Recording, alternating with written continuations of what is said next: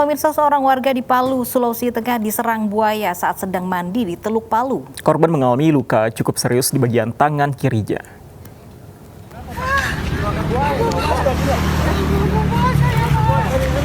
Ih, sana itu buaya. Sana buaya. Video yang beredar di Kota Palu, Sulawesi Tengah menunjukkan warga yang baru saja diserang buaya berukuran cukup besar saat sedang mandi di Pantai Talise, Palu Timur. Korban segera dilarikan ke rumah sakit untuk mendapat perawatan. Serangan buaya ke warga bukan yang pertama kali terjadi. Kepala Seksi Konservasi Wilayah 1 Pangi BKSDA Sulawesi Tengah, Haruda, meminta warga tetap waspada jika berada di bantaran sungai dan teluk. Serangan buaya terjadi jika lingkungannya terancam rusak oleh masyarakat.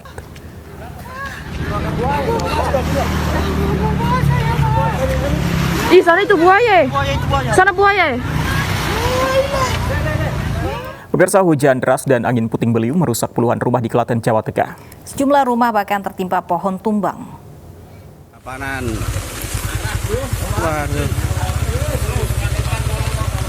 Video amatir yang direkam warga menunjukkan sesaat setelah hujan deras dan angin puting beliung merusak sejumlah rumah di Desa Wali Kukun, Cawas, Klaten, Jawa Tengah. Belasan rumah porak-poranda setelah bagian atap ambruk. Beberapa di antaranya tertimpa pohon tumbang. Warga, terutama para ibu rumah tangga, mulai membersihkan puing-puing rumah yang rusak. Tiba itu hujan gerimis, tapi nggak deras sih, hanya gerimis aja.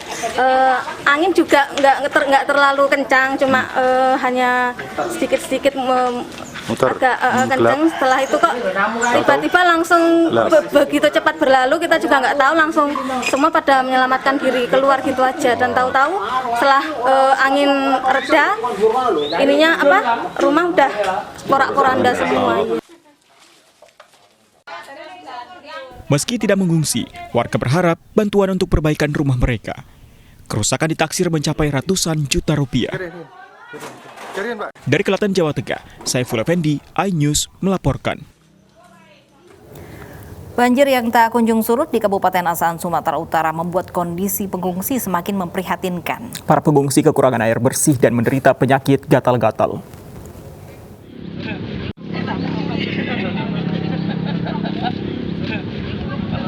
Beginilah kondisi posko pengungsian warga Desa Simpang 4 dan Desa C2 Hulu di Kabupaten Asahan, Sumatera Utara. Puluhan pengungsi langsung menghampiri petugas kesehatan dari Puskesmas Simpang 4 yang datang memeriksa. Warga mengeluhkan berbagai penyakit yang dialami akibat kondisi air yang tidak bersih. Sedikitnya sudah 100 warga yang berobat ke posko kesehatan keliling sejak Senin minggu lalu. Korban banjir rata-rata mengalami penyakit gatal-gatal dan demam. Ada hari ini dapat 4 orang ibu hamil, sisanya penyakit biasa umum. Pada umumnya penyakit adalah gatal-gatal yang disebabkan oleh air. Masuk angin, bahkan ada juga yang beberapa orang yang demam. Tidak hanya itu, kondisi pengungsian juga memprihatinkan. Selain stok pangan yang menipis, lokasi pengungsian juga kekurangan air bersih. Ada gini banjir, apalah bantuan lah diharapkan. Jadi udah ada bantuan masuk dari pemerintah? Kalau dari pemerintah belum ada. Belum ada. Kayak air bersih gimana, Bu? Ada air bersih, kami air sendirilah. Petugas mengimbau agar warga khususnya anak-anak tidak bermain dan mandi di genangan air banjir agar warga tidak terkena penyakit kulit. Dari Asahan, Sumatera Utara, Ulil Amri, iNews melaporkan. Ya, ini masih seputar banjir, pemirsa. Meski rumahnya dikepung banjir, pasangan pengantin di Kota Tanjung Balai tetap melangsungkan pernikahannya. Pasangan pengantin mengaku haru dan bahagia.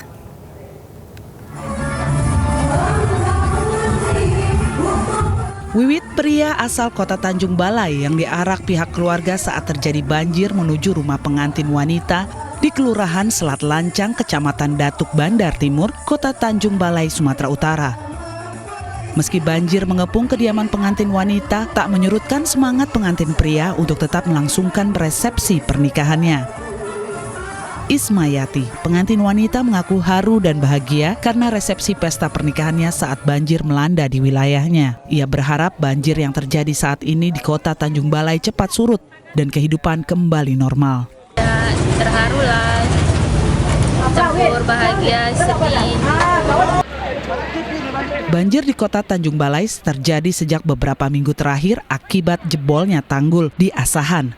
Ketinggian air terus semakin meningkat dan ribuan rumah warga terendam. Dari Tanjung Balai, Sumatera Utara, Ulil Amri, iNews melaporkan. Aditya Halindra akan menjadi bupati termuda berusia 28 tahun. Kami akan hadirkan informasi selengkapnya usai jeda.